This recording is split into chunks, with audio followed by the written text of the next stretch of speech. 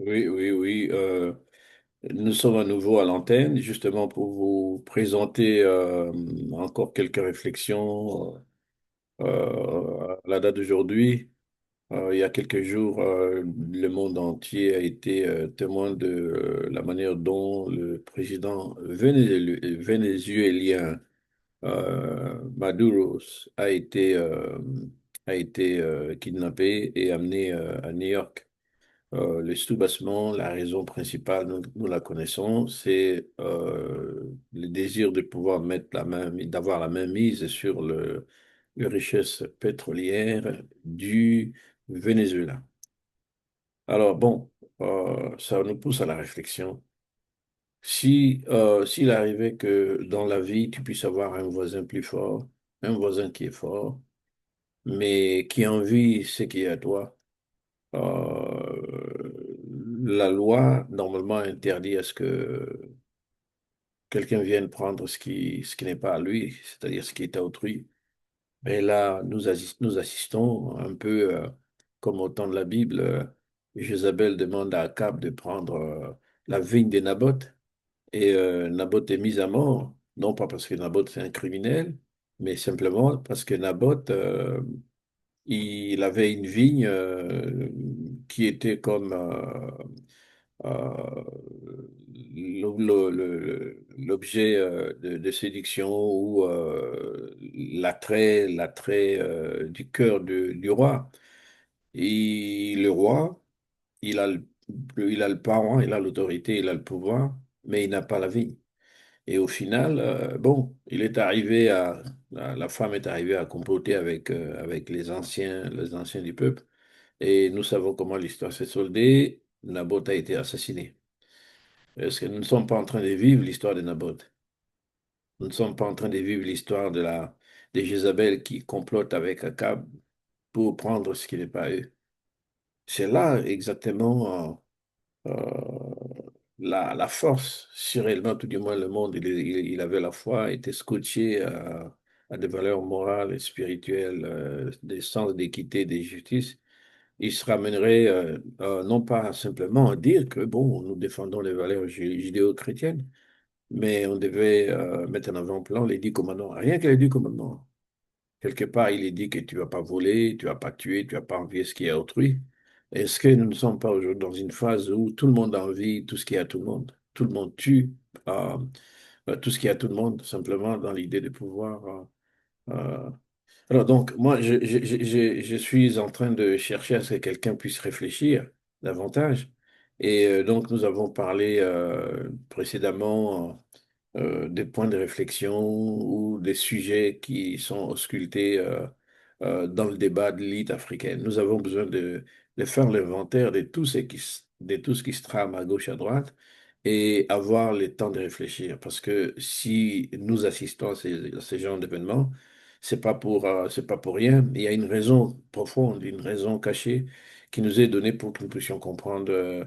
Nous puissions être en mesure de lire les événements, de lire les signes des temps, de lire les saisons et finalement de pouvoir de pouvoir récolter une certaine connaissance qui va être comme la lumière, pouvoir nous aider à mieux marcher sans tituber, sans rien de tel. Donc, aujourd'hui, il y a un autre point que j'aurais souhaité que l'élite congolaise, africaine en général, j'aurais souhaité que le parlementaire, j'aurais souhaité que le député, j'aurais souhaité que le sénateur, et j'aurais souhaité également que tous les...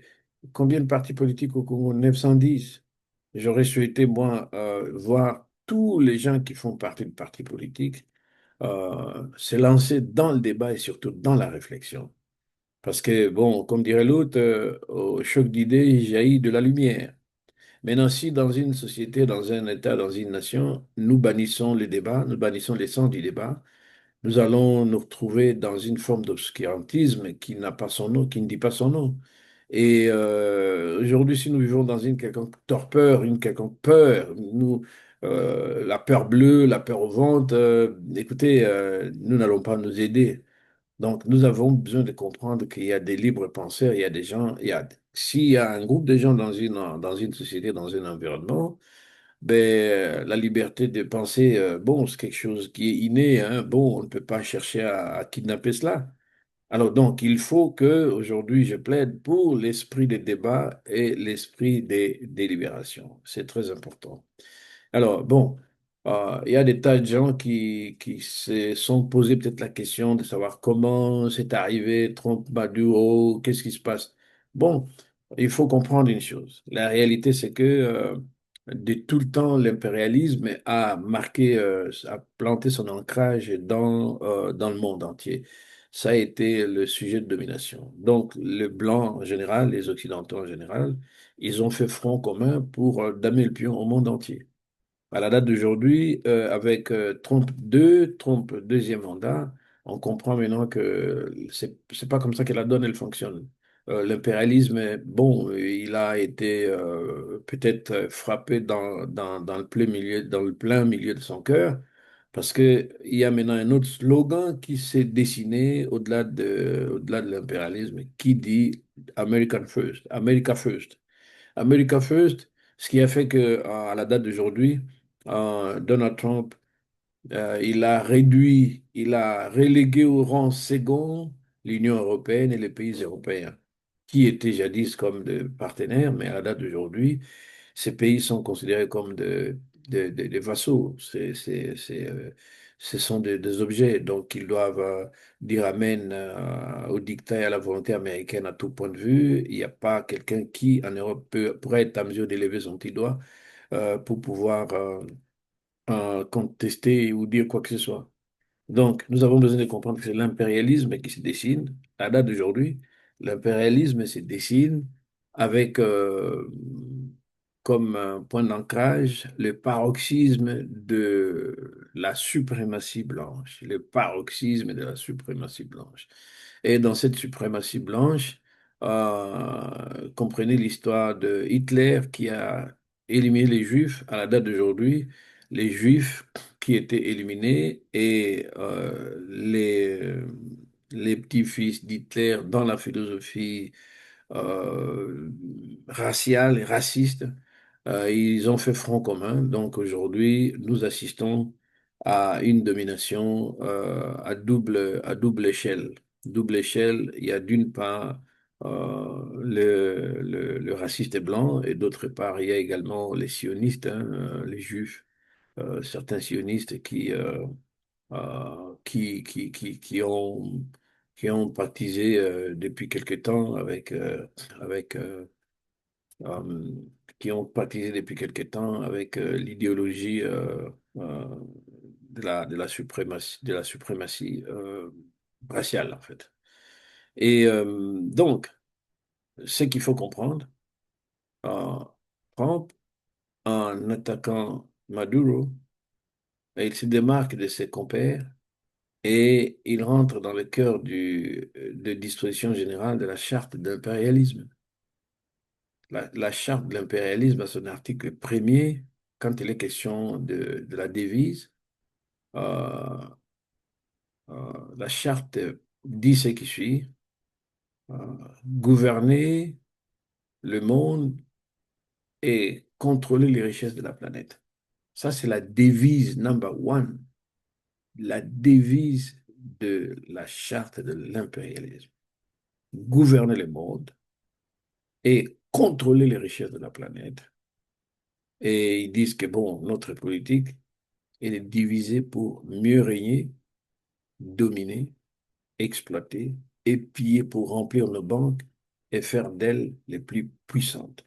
La question que je vais poser à vous, les auditeurs, vous êtes, faites partie de la société civile, vous êtes politicien, vous êtes un leader politique. Est-ce que vous avez déjà réussi à travailler euh, parce que la charte de l'impérialisme, c'est peut-être 27, 28 articles. C'est un document qui est subdivisé en 7 grands points, mais il y a besoin de défaire chacun de ces points-là. Mais depuis que ces documents ont été élaborés jusqu'à la date d'aujourd'hui, je n'ai pas eu écho comme quoi que bon, un groupe de Noirs, un télo, se sont mis ensemble pour défaire, découdre, démolir un à un les articles et en faire en faire comme une affaire personnelle et privée au niveau des États, au niveau des pays africains, et que, expliquant cela, faisant de la vulgarisation, faisant de la communication autour de ces principes, euh, ceci peut être une arme que les députés, les hommes de loi peuvent amener au niveau des parlements. Tous les parlements devaient avoir des gens qui comprennent ça et qui font la contre-expertise ou qui amènent l'antidote ou qui amènent la solution à ce cas qui a été planté depuis très longtemps, qui est la charte de l'impérialisme. L'impérialisme est en train de gagner du terrain aujourd'hui à cause, bien évidemment, de deux philosophies. La première des philosophies, c'est les grands remplacements. Vous en avez certainement entendu parler. Peut-être un Américain qui a initié une documentation, un livre qui est écrit là-dedans. Et c'est reparti euh, dans, en Europe, au parti d'extrême droite, et où ils disent que, bah, écoutez, l'Europe doit ouvrir les yeux parce que il a été laxiste en laissant les Arabes, les Noirs venir dans peu de temps, la civilisation va disparaître. Ça, ça, c'est un écrit avec cette philosophie qui a gagné du terrain. Et comment les partis de l'extrême droite, et aux États-Unis, et en Argentine, et en Europe, ont du vent en poupe. C'est pour vous dire qu'il y a un travail des sables qui est fait toujours au niveau de la planter euh, du venin dans les, dans les subconscients, d'une part, et aussi dans le narratif, d'autre part. Et c'est ce qui pousse les gens. Et il y a une deuxième philosophie, c'est la guerre des civilisations. Avec ces documents, la guerre des civilisations, on dit, ben, il y a une civilisation civilisée et il y a une civilisation non civilisée.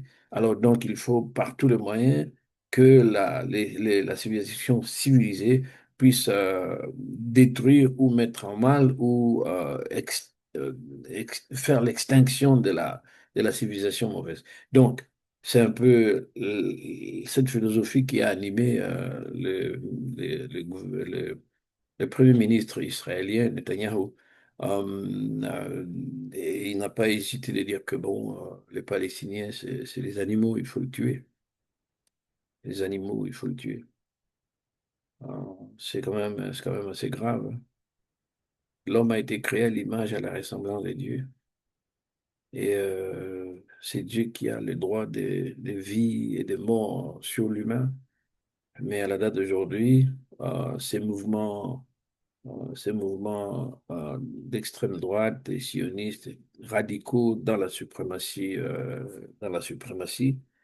ben, ils s'érigent les pouvoirs de tuer qui veulent, de donner la vie à qui veulent. Ça, c'est le rôle que Dieu devait jouer. Alors, donc, il faut que les parlementaires, il faut que les politiciens, il faut que les intellectuels, il faut que les étudiants, dans des cercles d'étudiants, dans des campus, qui créent des forums où ils vont pouvoir échanger, débattre et discuter de ce sujet. Non pas seulement échanger, débattre, mais il faut qu'il y ait de, qu'il y ait de, euh, des rapports qui sont élaborés au final, qui pourraient sûrement servir de base future de législation dans la relation de l'Afrique avec l'Occident et avec les autres. C'est très important. Parce que si à la date d'aujourd'hui, nous, les Noirs ne font pas ça, ben, ils vont se retrouver dans un engrenage qui va encore être beaucoup plus catastrophique que jamais. Donc, vous comprenez que c'est d'autant plus important. Si les Juifs, ils ont élaboré le document qu'on appelle le protocole des sages de Sion, d'une part, si Trump, deux, s'est entouré des gens qui ont conçu un document qu'on appelle Project 25, 2025, et tout ce qu'il est en train de faire, c'est piocher dans le document 2025 Project. Et il faut savoir au-delà de ça, les Occidentaux en général, ils ont eu comme tableau de bord ces documents qu'on appelle la charte de l'impérialisme. Lisez ce document. Tout ce qui se vit aujourd'hui, Ça a été inscrit il y a belle lurette, il y a beaucoup de siècles. Soyez pas étonnés, mais quand vous faites de la politique, vous devez d'abord avoir des assises, l'essence de l'histoire, l'essence de la culture, et aussi avoir l'essence de la culture politique et géopolitique. C'est très important. Alors, je vais poser la question à peut-être tous les parlementaires de l'Afrique, mais spécialement, je vais poser la même question aux parlementaires de la République démocratique du Congo. Oui. Qu'est-ce que, pourquoi il y a eu un silence? Pourquoi jusque-là il y a un silence des parlementaires sur, d'abord la première question, la guerre en RDC depuis 30 ans? Comment ça se fait que au niveau des parlementaires, ça passe incognito? Allez m'expliquer ça, j'aimerais bien comprendre. Allez m'expliquer les silences qu'il y a eu à l'Est avec l'élaboration de l'état des sièges. Quel a été ce silence? Pourquoi les parlementaires n'ont pas levé le doigt pour lever le voile de ce silence, l'état des sièges? Je ne sais pas si jusqu'à la date d'aujourd'hui, il y a toujours l'état des sièges, parce que jamais ça n'avait été aboli. Pourquoi il y a ce silence? Est-ce qu'on peut nous expliquer? Les accords qu'il y a eu, les accords, mixage, bradage, mixage, pourquoi il y a eu ce silence au niveau du Parlement? Pourquoi il n'y a pas eu une législation appropriée? J'aimerais bien savoir. Il y a des questions que je me pose. Alors maintenant, pourquoi le silence des parlementaires, des députés, des sénateurs congolais sur la gécamine, sur la décadence de la gécamine? Est-ce qu'on peut expliquer au peuple, à la date d'aujourd'hui, les tenants et les aboutissants, les soubassements de la gécamine, le fleuron de l'économie congolaise et sa décadence, et la suite qui s'en est suivie? Est-ce qu'on peut expliquer? Les députés, est-ce qu'ils ont siégé, ils ont discuté de ces sujets, de ces projets? Les silences sur les contrats miniers avec la Chine. Il y a des voiles, il y a une nombre de silences qui est démise. Est-ce qu'on peut découvrir ces recoins qui ont été cachés dans les contrats miniers avec la Chine? Les contrats miniers avec les États-Unis et le Rwanda. Pourquoi ce silence? Pourquoi le Parlement n'avait-il pas été intéressé? Et sachant cela, quelle a été la démarche des parlementaires, soi-disant, pour dire nous voulons avoir l'œil là-dedans? Parce que il y a, le président, il a ses attributions de prendre des contrats, de signer des contrats, mais aussi il y a des prérogatives qui sont dévolues, bien évidemment, au Parlement, hein. Le Parlement, il ne doit pas être du reste ou faire bande à part dès l'instant qu'il y a des problèmes qui chercherait peut-être son aval ou son avis. Et peut-être aussi, il faudrait penser à faire euh, euh, des consultations référendaires. La population s'exprime. Pourquoi il y a eu tout ce silence? Est-ce qu'on peut m'expliquer? La lutte contre la balkanisation. Pourquoi il y a ce silence 30 ans durant? Est-ce qu'il n'y a pas une documentation? Il n'y a pas une étude qui a été faite pour lutter contre la balkanisation?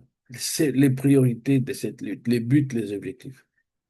On en parle, balkanisation, mais y a-t-il un document, une étude ou un projet quelconque pour dire niet à cela? Et quand les gens ils vont s'imprégner de la réalité de ces choses, ils vont comprendre que vous avez pu agir. Autrement, vous serez taxé de complice, mais il n'est jamais trop tard pour mieux faire. Mais il y a beaucoup de choses que les parlementaires, les hommes politiques, chaque parti politique, je pourrais être en mesure de demander, vous êtes parti politique, vous n'avez pas traité de ces questions? Mais les pouvoirs, ils changent dans des bonnes mains. C'est un parti politique, il faut dissoudre parce que c'est un truc du ventre, c'est pas pour le pays. Vous voyez, les budgets, les déficits, les dépassements, les dépenses publiques, la dette extérieure. Est-ce qu'il y a des débats au niveau du Parlement? En France, ça a coincé parce que le Premier ministre a proposé un budget, il y avait un creux de 44 milliards. À cause de ça, Il y a eu un ministre ou deux qui ont sauté, un troisième a failli sauter, Macron l'a retenu. Si en France, les problèmes budgétaires va poser des gros soucis, si aux États-Unis, les problèmes budgétaires va faire les shutdowns pendant un mois, 2 mois, shutdown, et qu'est-ce que les parlementaires congolais disent du budget de déficit dépassement au niveau, à tous les niveaux des dépenses publiques? Pourquoi ce silence? Pourquoi ce silence sur le fait qu'il n'y a pas eu de création d'emplois? Pourquoi ce silence sur le fait que les salaires, il est stagnant, 100 dollars, et puis les uns, ils ont 21, 23, 24 mille dollars de salaire, et la couche, la masse de la population. Quelles sont les lois, les propositions des lois qui ont été votées ou qui ont été présentées au niveau du Parlement congolais? La croissance économique. Est-ce qu'il y a eu un débat sur le développement humain? Il y a eu un débat sur les problèmes de la santé, l'éducation et le logement. Et quand on parle de dilapidation de fonds, là, pourquoi il n'y a pas de débat? Pourquoi il n'y a pas de mesures qui se sont tissées? Pourquoi les silences? La guerre, elle a continué. On a perdu Bunagana. Silence de Cap. Pourquoi ce silence? Goma, Bukavu tombe. Ouvira, il y a un silence. Pourquoi ce silence au niveau du Parlement? Pourquoi le silence sur la sécurité? Quelle armée pour la RDC? Est-ce que nous pouvons avoir l'idée de dirigeants du pays pour dire 30 ans, il y en a marre, mais voilà l'armée que nous comptons présenter pour 2026 et 30, 40 années à venir? Est-ce qu'il y a un projet, un plan pour l'armée et la sécurité de notre... Pourquoi il y a les silences sur l'immigration et l'identité congolaise? Pourquoi le Parlement ne fait pas, ne dit pas mot? Pourquoi la population ne peut-elle pas s'exprimer sur les questions d'immigration, les mines, les contrats et les stratégies? Pourquoi ce silence? Quelle économie pour la République démocratique du Congo? C'est l'économie. Quel genre d'économie? Économie du marché, planifiée ou mixte? Quel modèle de société pour la République démocratique du Congo? Société à économie libérale ou société à l'économie du marché? Pourquoi ce silence? Est-ce que nous pouvons avoir réellement quelqu'un qui puisse nous aider à comprendre cela? Voilà les débats, voilà les points sur lesquels l'élite ou les politiciens congolais devaient s'attacher pour essayer d'éclairer l'opinion nationale. Parce que nous avons besoin d'avoir une vision, nous avons besoin d'avoir des stratégies, nous avons besoin d'avoir des plans, des objectifs, et qui sont chiffrables, et qui sont pour que nous sachions aujourd'hui on est là, demain on évolue dans l'autre sens. Et surtout, tout le projet que vous allez devoir dire que vous allez faire, mais nous avons besoin de nous poser quelques questions. Qui avec qui font quoi, pourquoi, pour qui, quand, comment et à quel coût? Tout ce que vous allez dire, il faut que vous soyez en mesure de nous répondre à ces 9 questions. Qui avec qui font quoi, pourquoi, pour qui, quand, comment et à quel coût? Vous allez construire le pont, mais il faut répondre. Vous allez faire ceci, il faut répondre. Et à chaque fois, nous avons besoin de gens qui parlent. Il faut qu'ils ouvrent le débat pour que l'opinion soit éclairée et que nous puissions être en mesure d'apprendre des choses qui, seul dans les chocs d'idées, il y aura jaillissement des lumières. Donc, pour aujourd'hui, je m'arrête là. C'est un point de réflexion pour que nous puissions savoir. Nous avons besoin d'ouvrir le débat. Le débat, c'est pas une histoire de deux, trois politiciens simplement. Le débat, c'est pour toute une nation. Et nous souhaiterions qu'il y ait ce forum et surtout des initiatives, les universitaires, les étudiants et la société civile ou les experts qui viennent de nos écoles qui viennent de l'étranger, de l'extérieur, les partenaires, sur des sujets variés pour qu'ils nous entretiennent sur ces choses. Nous avons besoin de connaître ça. Donc, sur ce, je m'arrête là et j'ai dit encore merci à vous tous pour votre temps. Merci, très gentil.